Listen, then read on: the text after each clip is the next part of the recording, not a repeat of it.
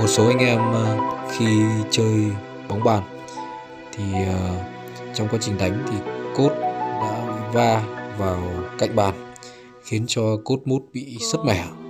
Thì hôm nay chúng tôi sẽ hướng dẫn các bạn cách khắc phục khi mà mặt mút bị rách hoặc là bị mẻ nha.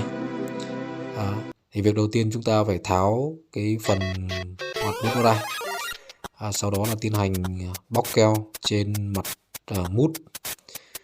Nếu mà cái vết rách ấy, nó tại vị trí trên cái mặt mút thì chúng ta sẽ tiến hành bóc bình thường. Còn nếu mà cái mảnh mà nhiều khi anh em là đánh mạnh quá và khiến cho nó rách thành miếng và nó tách rời hẳn ra cái mút thì chúng ta lưu ý là phải nhặt lại cái miếng đó để chúng ta tiến hành dán và vá lại.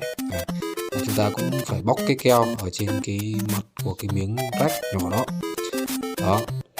Chúng ta bóc keo xong thì chúng ta sẽ tiến hành chọn cái keo để vá và dán lại cái vết rách này.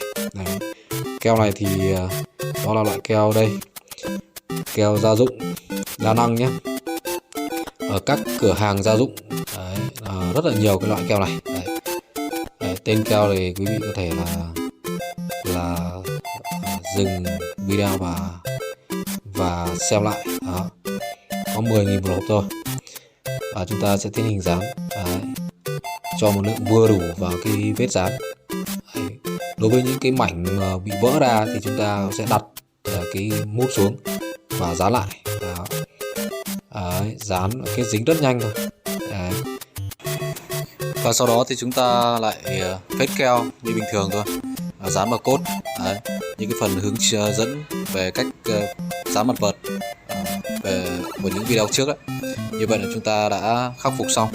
Cảm ơn anh em.